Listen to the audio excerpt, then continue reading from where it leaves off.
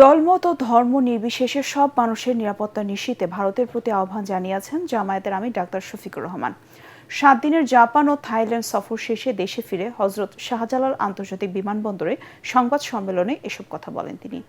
এদিকে এনসিপির আহ্বায়ক ও বিরোধী দলীয় চিফ হুইপ নাহিদ ইসলাম বলেছেন, সংস্কার বাস্তবায়নের প্রশ্নে বিএনপি ছল চাতুরির আশ্রয় নিচ্ছে। রাজধানীর একটি হোটেলে তিনি এই কথা বলেন। খায়রুল ইসলামের রিপোর্ট।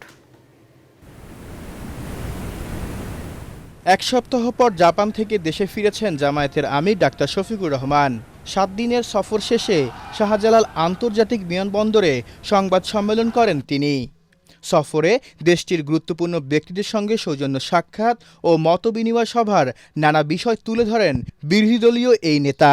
বাংলাদেশ এবং জাপান দুটি দেশ আরও ঘনিষ্ঠভাবে কাজ করার মাধ্যমে আমরা বাংলাদেশের উন্নয়নকে আরও কিভাবে বেশি নিশ্চিত করতে পারি, এগুলাই ছিল আমাদের আলোচনার মূল বিষয়বস্তু। সরকারকে আইন শৃঙ্খলা পরিস্থিতির দিকে মনোযোগী হওয়ার আহ্বান জানিয়ে জামায়াতের আমির গাজীপুরের একই পরিবারের 5 জনকে গলা কেটে হত্যার দ্রুত বিচার দাবি করেন। এই সময় দেশের মানুষের নিরাপত্তাকে আগে নিশ্চিত করতে হবে। তা আমরা সরকারের প্রতি আহ্বান জানাবো। এখানে হলো 5 জন, নোয়াগাঁয় হলো 4 জন, চিটাঙ্গেলে 3 জন, সব গলা কাটা। এগুলা কি? এরা কারা? কারা এগুলা করে পালিয়ে যায়? কোথায় যায়? কার লোক? কে শেল্টার দেয়? এগুলো অবশ্যই খুঁজে বের করতে হবে।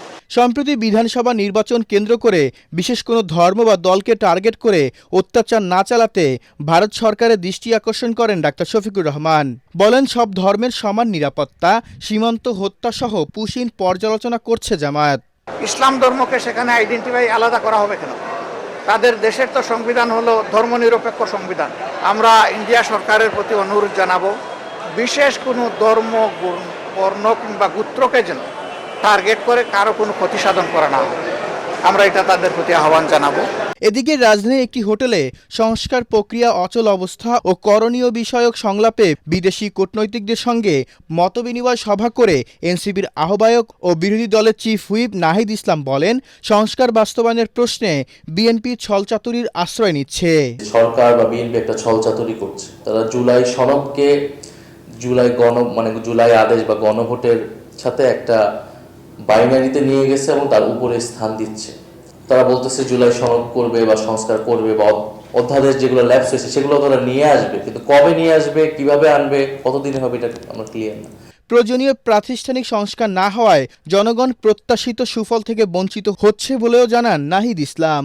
খায়রুল ইসলাম, এটিএন বাংলা, ঢাকা।